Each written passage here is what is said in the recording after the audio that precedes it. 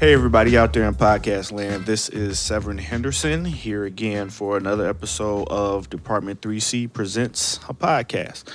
Today's episode, I have a very special guest. I have my mother here. She suggested that I have a episode about first responders and their parents and how they feel about them going into the field and all of that fun stuff. I said, you know what? That's a good idea. I'm with that. The thing about podcasts anyway is kind of they're evergreen, they're everlasting, and to be around for forever. So whenever time comes up and I want to go back and take a look or take a listen, I'll have this opportunity to have like a vocal time capsule to listen back to what we said in a conversation for everyone to hear. So, like I said, when she suggested it, I said I think that's a great idea. I also, on this same episode, I'm going to have my kids. They're going to talk a little bit about first responder stuff, and then that conversation is probably going to go all over the place because they're going to start talking about Fortnite and flipping and trampolines and basketball, and I'm with that too. So I hope you enjoy it. I hope you get a chance to take a listen, give me some feedback, let me know what you think. In addition to that, I have some other episodes coming out where we're going to talk about some other subjects in the service, some other regular just pop culture stuff, just everything, because that's what this show encompasses. It's just in everything type of show. So please, again, give me your feedback. Let me know what you would like to hear. And let me know where I can do better. Like I said, every time I'm just trying to get up reps and get going so I can offer and deliver the best content possible. So let me give a brief introduction about my mother. So I now currently live in the great city of Chicago, but originally I was from Cleveland. And when I left, she was my major cheerleader, my major supporter, like, yep, get going. Even when I was taking tests around the country trying to get on different fire departments, she was always helping me out, pushing me in the right direction. So that's kind of what she did from there. So I could go on and on about her in an introduction as a person. She, like I said, she's my mother. She's cool. She's nice. Everybody that knows her or comes across her always has nice, good things to say about her. And if you already know her, you already know how sweet of a woman that she is. So, without further ado, Myrna, Mom, Henderson, let's talk. Let's hear your voice. Well, let me say good morning and thank you for accepting the challenge that I threw out there to you to interview parents of firefighters and first responders. And I'm thankful to be here. Okay. Scoot up a little bit closer. Okay. So, happy to be here. You've been hanging out with me in the city for a couple of weeks here. Let's start with the initial when I said to you, hey, I'm going to be a firefighter. How did you feel about that? Well, you came home from school. I think you were in maybe the sixth grade or maybe seventh. No, I think it was sixth grade. And they had career day, and where people from different careers would come in from the community and talk to the kids. And so you invited your father to come. And so he came and he talked about IT stuff. I don't know what sequence he was in, but anyway, there were some policemen and firefighters there.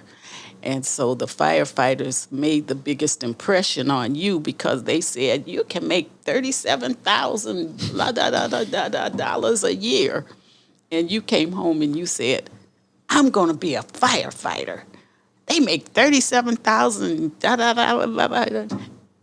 And I just laughed because, I mean, you in the sixth grade. I'm not taking you serious. But as time went on, you kept saying you wanted to be a firefighter. And I kept saying, okay, well, there's a lot of things out there you can do. You'll probably change your mind somewhere along the way.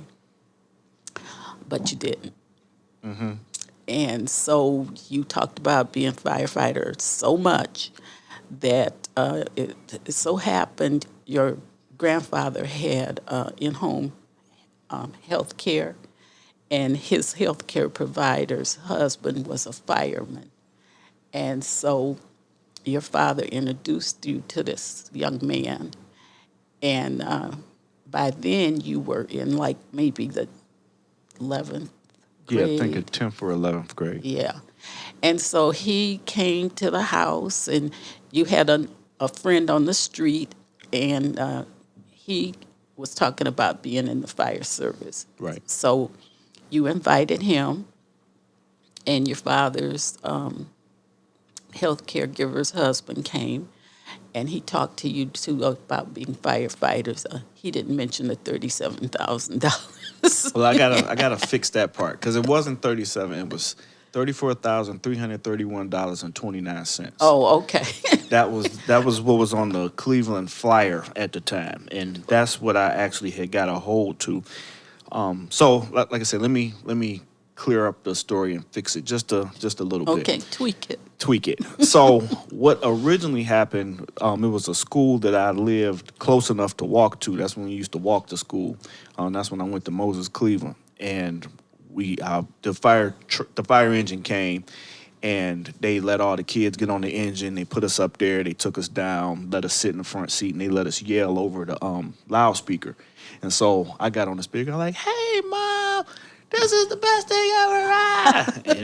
and that was my thing. And so when I came home from school that day, I said, "Did you hear me?" He said, "What are you talking about?" I said, "Oh, the firefighters was there, and they let me yell on the loudspeaker, and I thought you could hear me." And now, there's no way that you'd be able to hear me because you was working way out, and for you to hear me, that would be amazing, and then everyone else in the vicinity would be deaf. But that's what I thought in my mind. So that was the first time I came across them, and then the second time is right when they came for career day. But that's not when I got the number. When I got the number was when they started passing out that Cleveland Flyer. And I said, they work 1 day on, 2 days off, and they make this much. And when it's time to work, it's time to work. And when it's not, you just do other stuff and you train and hang out. And that's what kind of got me. And so, like you said, buddy from down the street, he was a couple years older than me. He was eligible to take the test, and I wasn't. But even still, the Police Athletic League were having classes where you could come and like train and prepare how the test goes and everything. And so I would go there and I would hang out with them even still. And I would tell them flat out, like, "Hey, I'm not old enough to take the test. I just want to hang out." And they never said, "Beat it, kid," or "You ain't got no reason or anything to be here." They were always welcoming with open arms to, allow me to hang out and kind of soak up some of the culture. So I appreciated that. But so that's the little fix in the story and how it went. Okay. All right. Well, the next part that I remember is one day I was working and I was doing a stayover. So your father called me, and this is before cell phones. He had the phone number to the place I was staying over, and he called me and asked me if I was, would let you go. He had somebody he wanted to introduce you to. And so I said, sure. And so I told you to get ready. And so your father came, and you had on saggy jeans and looking like you just rolled out of bed. And he said, "You ain't going nowhere with me looking like that." Yeah, big clothes was the thing. Yeah. And so he said, "No, you ain't going nowhere with me looking like that. Get them jeans pulled up." He said, "As a matter of fact, is that all you got to wear?" So we went back into our luggage because we used to pack our clothes to go stay over. Mm-hmm. And so he said, "Don't you have a nice shirt and a tie?" And so anyway, he dressed you up in, I think you still had on the jeans, but he put a sweater on and he put a shirt on. And I think we borrowed a tie, and he put a shirt and tie on you. Mm-hmm. And he put this sweater on that had a little V-neck, and you could just see the tie right there. Yeah. And so, and you looked really, really nice. You looked really smart and smart. So you all went, and on the interview, you were gone for quite a while. Mm-hmm. And then he dropped you off. And I said, how did it go? And you said, they invited me to come at the firehouse and hang out with them. I said, really? And you said, yeah. I said, oh, that's nice. And so he said that you said that your father was really impressed because he said you talked really nice and you made a nice impression.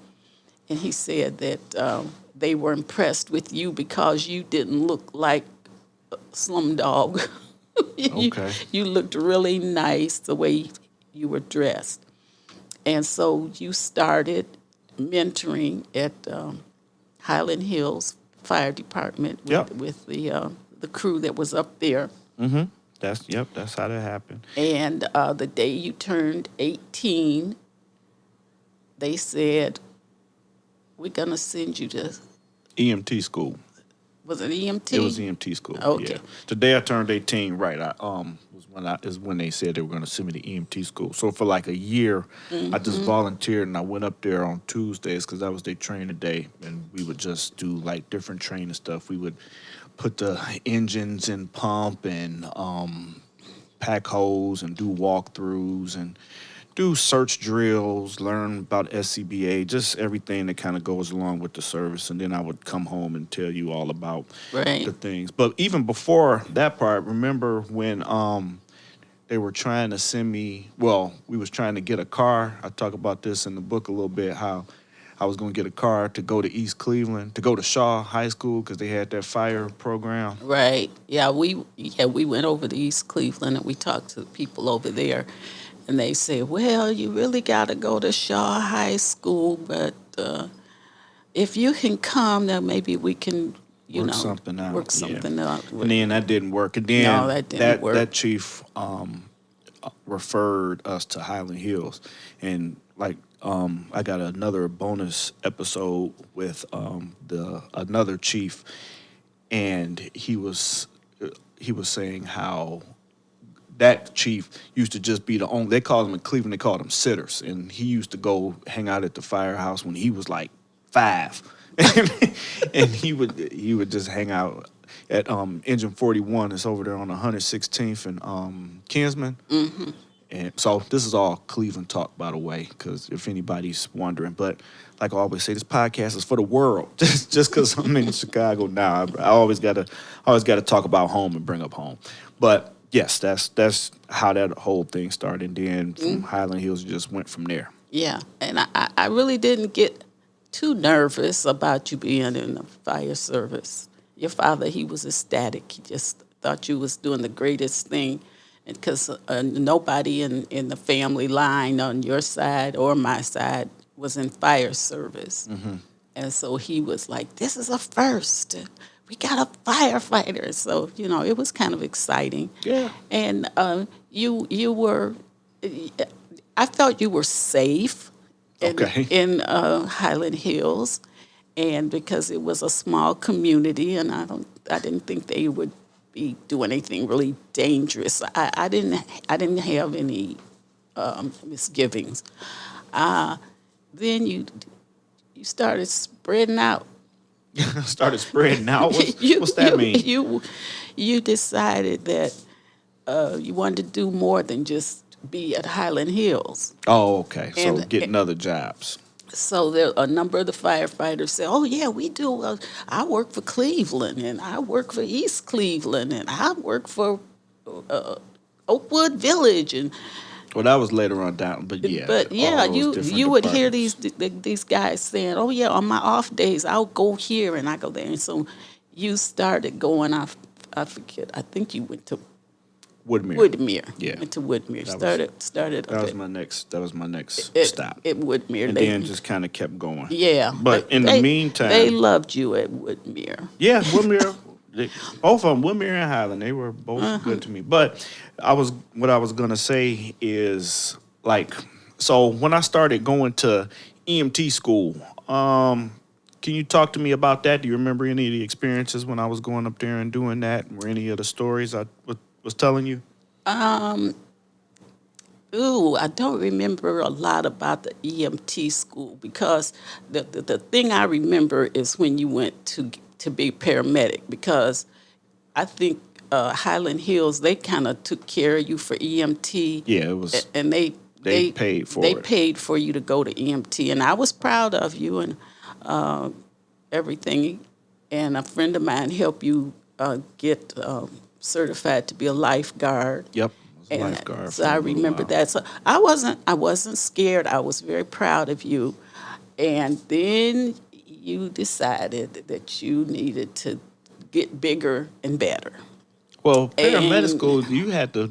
Sometimes to even take a test for a city, you had to already be a paramedic. Sometimes you had to already be a paramedic. Sometimes you just had to be in school and have a letter to show that you were in school to take these tests. okay, well, I don't know how you got to East Cleveland. I don't remember that part, but I know you got to East Cleveland, and they were concerned because you said you had just finished paramedic school and you were getting ready to test. And they said, okay, well, since you were getting ready to test, we'll go ahead and we'll take you. Yeah. And so then when you started telling me about what was happening in East Cleveland, that's when I got scared. That's when you got nervous. Okay. Yeah, So that's talk when I about got that, because scared. that's the part I wanna hit on, the nervousness of a parent of a first responder.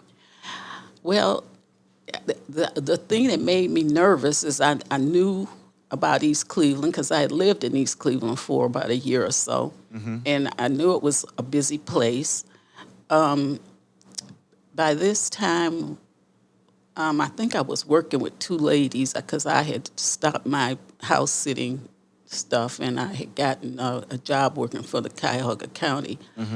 And I ran into two ladies whose husbands were firefighters. And so I started talking to them, and they said, oh, it's okay. You'll be scared at first, but then you'll get used to it. I haven't gotten used to it. But when you were in East Cleveland, it made me nervous because it was always something going on in East Cleveland. And when you went to East Cleveland, I didn't sleep. I prayed all the time because I just was scared. And then one day you said, Mom, Chicago giving the test. I said, what? Chicago? I said, I thought you was waiting for Cleveland to give the test. Oh, Cleveland ain't giving the test. Chicago giving the test. I'm going to Chicago. I said, all right, go take the test. So you went and took the test. And so you got a notice that you were kind of high on the list. Well, I didn't even know what that number meant. Like, they said, it's a random number, and everybody I was talking to said, yeah, you can't really read nothing into it. It's just a number. So pretty much just said, you passed. Here's a number. Okay. And I just put that note on the refrigerator. Okay. Where it sat for 3 years. Because you took the test in 06. Yep, in 06. And so, and you went, I think didn't you go to Miami or Went to Memphis or I went to something? Florida, Tennessee, Atlanta. I was in conversations with Houston, Washington, D.C., a couple of counties in the D.C. area, and my other chief had given me an application for Honolulu, and I was trying to figure out how I was going to get on the plane to get out there to take the test. I see. Okay, I didn't know about Honolulu. I know your father took you to Hawaii, but Yeah. I don't think you tried to take No, the I wasn't taking the test when then. I was just okay. we were just in Hawaii. We was just out there. Vacationing, huh? Yeah. Okay. Well, I knew you were taking tests at different places. I still wasn't really scared, but very nervous. And especially when you would sometimes come home and tell me about things, and I would be like, oh, my God, my child. Yeah. But when I got scared, I didn't really get scared. Even when Chicago contacted you, and they said, come, if you're interested, come here. Bring this card, bring yeah. this interest card and turn it in. And if you're still interested, come this day and do this, and all along. And so that started in January. As a matter of fact, It started in January. it started, I think you got the letter on your birthday. No, it wasn't my birthday. It was the lieutenant's test for the other department for East Cleveland. It was January 10th. Okay. But it was close. It's really close to my birthday. You got a letter from Chicago, and they said, if you're interested, come to Chicago and bring this piece of information. Excuse me. So your father, he didn't know about it. He found out about it when you kept saying, "Mom, all my friends, I ain't got nobody that I can take with me to Chicago, and I don't want to go by myself." And I said, "Call your father. He ain't doing nothing." And you said, "You think I should?" I said, "Yeah. I mean, he's not working anymore, so call him." So you called him, and he was so excited. He said, "Oh, he came to the house. His wife dropped him off, and he said, 'I'm so excited. I'm so proud of our son.'" He was really over the moon about you going to Chicago. And But that was just an interest card. I didn't even think anything was going to happen from that. No. Because I had been through the process so many times with so many different departments where something would happen. They would hire too many people. And like, I remember Shaker. I used to take their tests all the time. Yep, you took that shaker test. And I did better each time. Like, the first time I took it, I was like 40-something. The next time I took it, I was like 20-something. And then that last time I took it, I was 12, I think. And I'm like, oh, 12. I got a shot here, and I thought it was going to go, and no, nothing happened. Nothing ever happened for you at Shaker. But you got to Chicago, and then they just kept feeding you letters. Yeah, if you're still interested. So you took your father, which you took a couple of times. I came with you a couple of times. Right. And then finally in July, Yep. they sent you a letter and they said, "This is a bona fide job offer." And you said, "Ma, I'm going to take it." I said, "You better take it." Yeah, after all of that. We've been running up and down the road to Chicago. You need to take the job. Yeah, I think we went about 5 or 6 times. And then the interest card was so funny. It was back then. I'm sure it's different now, but it was just a postcard. Say, if you're interested, fill this out and put it in this box. Get it time stamped and put it in this box. So we drove up to Chicago and we went to that building. What's the name of it? Fire Academy South. And I went in, was trying to ask anybody any questions. They said, "Don't ask nothing. Just if you want this job, get it time stamped and drop it in that box. Bye." So that's what I did. Pretty brutal. And we literally drove up here to drop a car in the box to go right back. And I always talk because I got other buddies that were from further away. They took plane trips to come in to drop that car in the box and go right back to where they came from on the plane. I remember you met one of your buddies that you had worked with at Woodmere. Yeah, and Highland. We worked together at Woodmere and Highland. Okay. Jake, I'm trying to get him in here too, but life. life is busy right now. But well, I'm sure you'll get him, but that's when I got scared. When they offered you the job, I started getting nervous.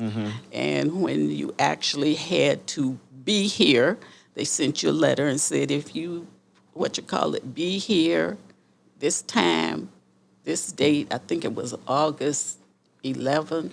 I don't remember that. But I remember we had to do final processing, and we did that. So okay, well, we came up sometime in July so you could get an Illinois driver's license. Right, I got a driver's license, and you had to have an Illinois address, and so one of your friends helped you to do that. Well, that was me and Jake. We got an apartment. Oh yeah, that's right. I remember that. Okay, so that happened, and the day that you left, I was kind of excited, but I was also scared. Okay. I was really scared. Okay. And then when you graduated from the academy after 9 months, you were in academy for a long time. Yeah, we had a huge class and they didn't know exactly what to do with us. So yes, we were in there for a while. Like even after we were done, we were just kind of hanging out. Okay. And they was like, "Yeah, April 1st is the day." And we like, "Yeah, right, April Fools. We ain't graduating that day." But it was April 1st. Yeah, it was April. We came up, your family, your uncle, your cousin, your aunties. We came. Yep. Okay. And then you said, "We still ain't got nothing to do." And then you called me and said, "I get to go to a firehouse." I said, "Okay, great. And then you told me about your firehouse. And then that's when I got terrified when you said, I feel like I never left East Cleveland. Yeah. I said, what do you mean?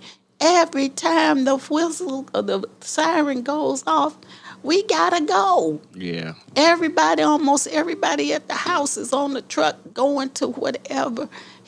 And you said, and it don't stop. It's just all day long. And I said, well, you wanted to be a firefighter. Yeah. So We were the busiest. It still goes back and forth as being one of the busiest trucks in the city. It's back and forth for another couple of trucks, and for a couple of years, it's like the fifth busiest truck in the country. So yeah, we were rolling, and like I said, it felt. I still tell people that all the time. It felt like I never left. It was like same circus, different clowns. Because it was just like the exact same madness was going on there.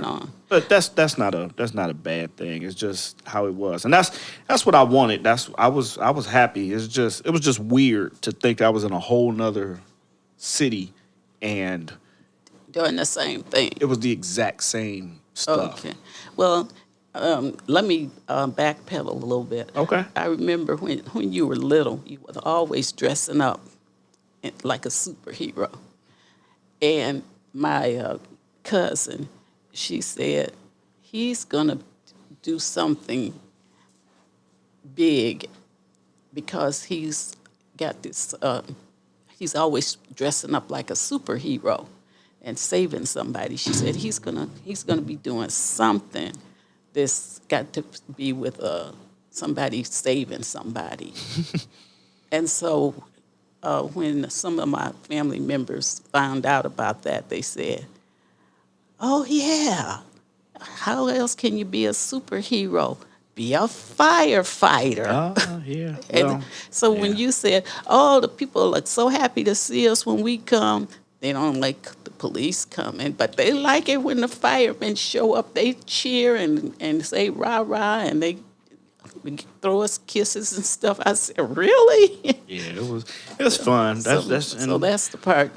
So what about, you remember when I went to police academy? How were you feeling then? Because you talked a little bit about fire. You talked a baby bit about paramedic. Let's get the whole spectrum. Well, you went to police academy. East Cleveland sent you to police academy. Mm-hmm. And I said, why are you going to police academy? You said, because I need to be an arson inspector, because East Cleveland needed an arson inspector. Arson investigator. Arson investigator, excuse me. And so when you start talking about you had learned how to shoot, oh dear. And I was, and then you came home and showed me this weapon. Mm-hmm. And I'm like, get that thing out of here. I don't want to see it. I don't want to know anything about it. Mm-hmm. I was nervous about that, but you seemed to enjoy it. I went to your graduation. We had a nice time. Yeah. And I think you did get a chance to investigate a couple of things. Yep, I had a couple of investigations. Mm-hmm. And it was cool when I was there because one of the instructors, he's like, you ever think about switching over? I'm like, do I got to write tickets? He's like, well, yeah, everybody got to start writing tickets. So then I don't want to switch over. Like, if there was a way I could go, like, just into, not arson investigation, but just, like, investigation period, like, any crime, like, murder, homicide, domestic abuse, just anything other than having to write tickets. And I'm not saying nothing bad about officers who write tickets. They got a job and they got something to do, and they're probably building up to somewhere else. I just know I didn't want to write tickets because we rode on ride time with the officer, and he said, I'm gonna let y'all decide if we're gonna get this person a ticket or not. I said, okay. So he pulled somebody over. He said, okay, guy and a girl, guy's driving, girl's pregnant. He said he's taking her to the hospital and she isn't feeling well. What do you guys think? I said, I think you should let him go. He said, I'm going to write him. And he wrote him a ticket. Oh, no. Because they was going a little bit fast. They were going like 12 miles over the speed limit. So I just knew that wasn't for me. I don't like telling on people. Like when people really do bad stuff, I'm with it. Let's go get them. But like... Yeah, I know you said they kept asking you, didn't you want to come and be a policeman? And you said never. Well, just the ticket part. I was out on that. So, Okay. all right. Well, So you talked about fire. You talked about police, and yeah, we talked about paramedic. Any advice? Do you have any advice for parents? Because you're speaking from that parent of a first responder aspect for anybody's kids that are trying to get into the service. if you figure out that your child is serious about doing it, kind of find out, you know, if they are, and if they do want to do it, kind of support them, because I think that was important, because you kept saying that I was your cheerleader. I really didn't know that's what I was doing, but I did encourage you to do it. I said, because if you like it, it's something that you want to do, you should go ahead and do it. Don't, because your father, he was an IT man, and so he was pushing you to do IT. And you tried. I tried it and wasn't You tried IT, and the stuff that they had you going through. wasn't for me. And you said, I just want to be IT. Why do I have to take geography? Why do I have to study history and English? And I said, well, it's like a college course, and yeah, I'm out on that. Yeah. And so you dropped out of the IT thing. You said, I know enough to fix my computer, so that's all I care about. So I knew that wasn't your passion, so I didn't encourage you to do IT.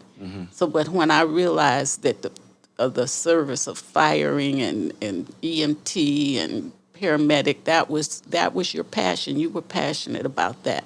So that's what I encouraged you to do, since you were passionate about it. And then, for the parent, stay positive and listen to them when they come home and tell you somebody died on their shift, because it affects them as much as it affects you when you hear that they couldn't save somebody, because that always bothered you when you couldn't save somebody. That you said your motive was get them to the hospital alive. If they die after that, it's not so bad, but they're not dying when I'm working on them. And so I'm sure it's other firefighters that have that same experience, that they want to get somebody to the hospital alive. And so parents that have people that are in first responders, just stay positive, stay up, and just always be there for them and support them. And no matter what the story is, don't freak out. It's like when you were growing up, my cousin told me, don't freak out until you see blood, because she said most of the time they're going to get bumped and scraped, and she said just hug them and kiss them and put a Band-Aid on it. She said when you see blood, then you can get excited to find out, okay, why are you bleeding? What happened? Oh, we had enough of that too. 'Cause So I'd come home with blood everywhere. Like that time I came home holding my head yeah, you had a big gash in your eyebrow. and put my hand down, and my hand was full of blood. Like, oh, that didn't hurt that bad. And I touched it. Then I touched it again, and my hand was like, oh, time to go home. Yeah. Well, I did take you to ER, and you ended up with some stitches. Yeah. So, but that would be my advice to anyone who has someone that's thinking about being a first responder, or even if they are a first responder, if you kind of shied away from supporting them, don't do that. Go support them. Okay. Well, that's a little mini topic. And that's really the whole basis of the show. How I started off in the first place was just talking about support for first responders and how people can do that, and how we can have conversations about different issues that we have going on. So I appreciate you saying that, because a lot of times I know I always used to tell you, like, sometimes when I'm telling you a problem, I just want you to listen. I don't want you to try and fix it, and you trying to fix it. So that's another form of support. Like, you don't have to fix whatever is going on with the person. Just have a listen and see what you can do there, because that ear helps more than people know. I agree. I agree. So on that note, we will end our portion. I'm going to bring in the kids to talk for a little while. Do you have anything else that you wanted to say or throw in there or talk about? I just want to say that your father passed away before he got a chance to see you is at this level of your career. But I know that if he was still here, his face would have a smile on it from ear to ear. And so I think you should know that and understand that even though he couldn't hold on and be here, if he was here, he would be with me and we would be doing rah, rah, rah for you. And so I'm still rah, rah, rah for you. I'm still nervous, but I pray a lot. But, but I'm still very proud of you and what you're doing. And I'm hoping that you probably will be an old man and telling stories to some young guys. So keep encouraging the young guys to, seek to be a first responder. It's an awesome career. Thank you. All right, Ma. Okay. Bye-bye. Bye.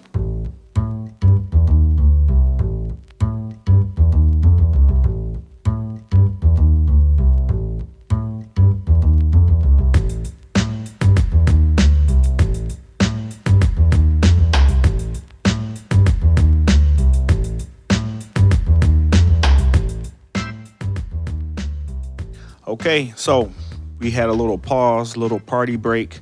Now we have our other two guests on this family episode of Department 3C Presents a Podcast. We have my kids, two of them, Dylan and Zoe. How are you guys? Good. Good? Good. Good. Okay, so who said good first? Me. What's your name? Dylan. So, Dylan, how old are you? 8. You're 8? Yeah. Okay, we had another little mini episode podcast before, right? Yes. But I told you I was going to bring you to the studio and we were going to have a real in-depth conversation, right? Yes. Okay, so this is what you wanted, right? Yeah. And you're going to be a YouTuber? Yeah. Got to talk into the mic, bud. Yes. Okay. So, before we get into your career and YouTube aspirations, let's talk just a baby bit about fire stuff, okay? Okay. Just to keep the podcast on topic. So, you guys, you know what I do, right? Yes, no, maybe? Zoe, what does Daddy do? Daddy tickle me. I tickle you. What do I do for a job, though? Put fire engine. I'm on a fire engine. And what do you want to be when you grow up? I roll like a fire engine. You're going to be a fire engine. Yes. Okay, so what are you going to do as a fire engine? You put a fire. Put out fires. With your hose? Yes. Okay, I'm with that. Dylan, so like I was asking you, you understand what I do, what I get up to go do? Yeah. So what's that? Tell me with your explanation. Daddy, you're talking to you. Yes, I'm talking to you. You put out fires. Okay. You've been down to, well, you haven't been to my new station yet, but you've been to the fire academy with me, right? Mm-hmm. Okay, so how'd you like that? How'd you enjoy it? It was good. It was good. And what else did you get to do? Oh, you got to watch us jump into the cold water. That was pretty cool too, right? Yeah. Okay, cool. All right, so now, like I said, just a little bit about that. Let's talk about you. So, school's getting ready to start. Are you ready? Yeah. What are you looking forward to as far as school? I don't know. Well, tell me something. I need more than I don't know. That's it. That's it? You don't know? What about on the tablets? I still don't know. You still don't know how it's going to work? No. Okay. Not at all. Not at all. So, what's the other stuff? Let's talk about flipping. You still in the flipping? Yes. Talking to the mic. Yes. Okay, so tell me about some flips. Tell me what your plans are for the rest of this day, because it's pretty early right now. What are you going to do the rest of the day today? Eat breakfast. Uh-huh. Watch my iPad. Uh-huh. Play Fortnite. Uh-huh. What about do your book? What about that book we got you for the summer? Do 2 pages of that. You said it so reluctantly, like you're just not looking forward to that part. You're not. Okay. That's understandable. But we got to keep you sharp, right? Mm-hmm. Okay. So, your favorite subject. Talk to me about Fortnite. Come on, YouTuber. This is your opportunity. I don't know. You're not going to be a very good YouTuber if you can't turn it on. Right when it's time. Fortnite is a game. Well, yes, we know that it's a game. We already had our Fortnite conversation. I just want you to tell me something new about Fortnite since the last time we spoke.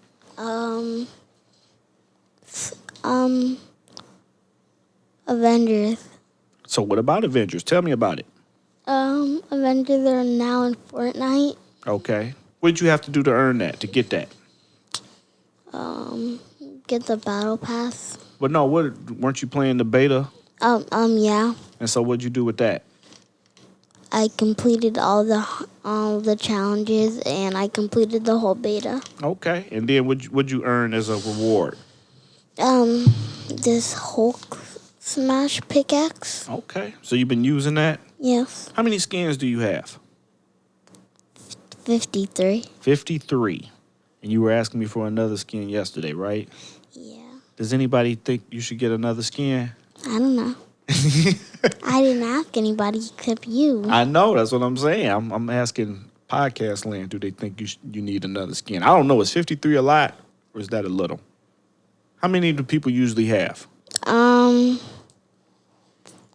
Well, a lot of people have over 50. Mm-hmm.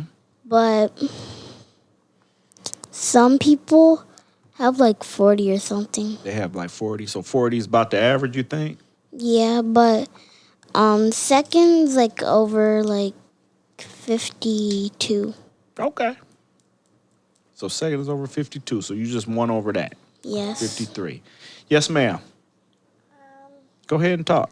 I want my iPad back. You want your iPad back? No.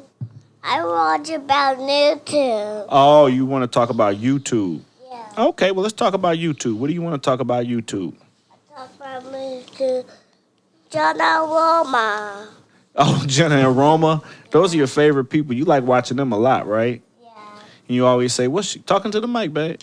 I want Peppa Pig. Peppa Pig? Yes. Okay, what else do you watch?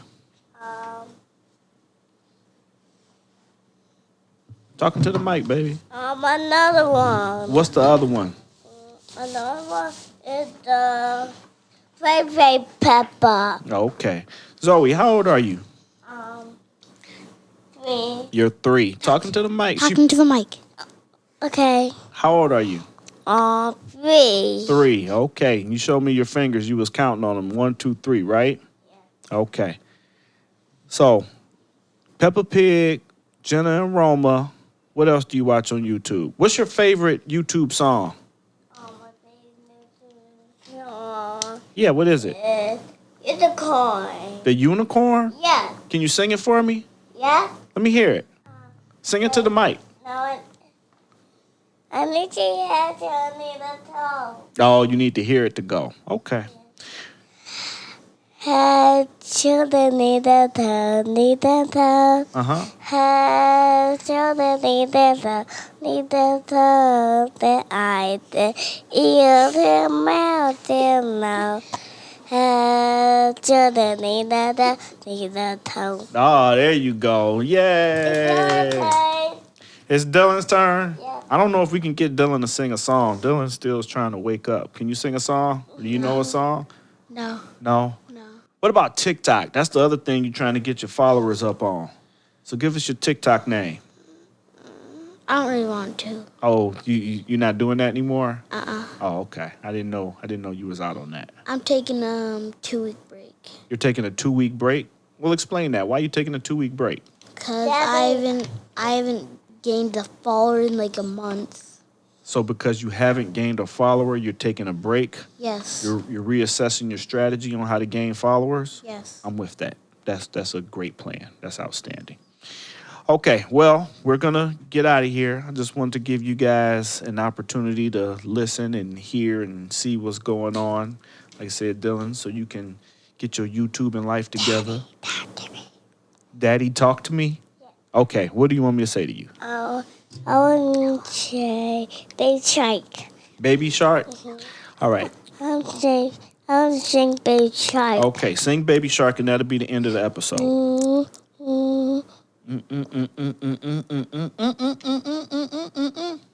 Baby. No, let me. Oh, okay. Baby Shark, da-da-da-da. Baby Shark, da-da-da-da. Baby Shark, da-da-da-da. Baby Shark. Mommy Shark, da-da-da-da. Mommy Shark, da-da-da-da. Mommy Shark, da-da-da-da. Mommy Shark. Daddy Shark, da-da-da-da. You gonna go through the whole family? Daddy Shark, da-da-da-da. Daddy Shark, da-da-da-da. Daddy Shark.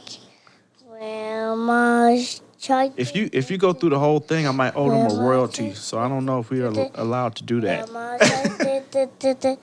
Grandma Shark. Grandpa Shark, da-da-da-da. Grandpa Shark, da-da-da-da. Grandpa Shark, da-da-da-da. Grandpa Shark. Let go. Hunt. Oh, Dylan's covering her mouth. Okay, well, I'm going to tell you guys bye-bye. You did a great job. Yay. Bye. Okay, let me just give a little quick outro. Bye. Bye. Thank you so much for listening to this family episode of Department 3C Presents a Podcast.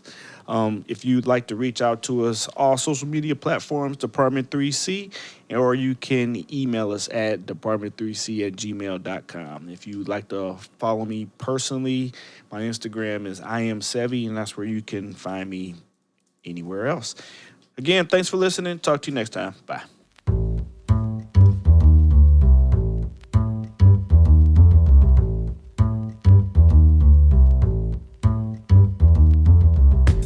This has been a Fire and Iron Media production. You have something to say, people want to listen. How's that, Daddy?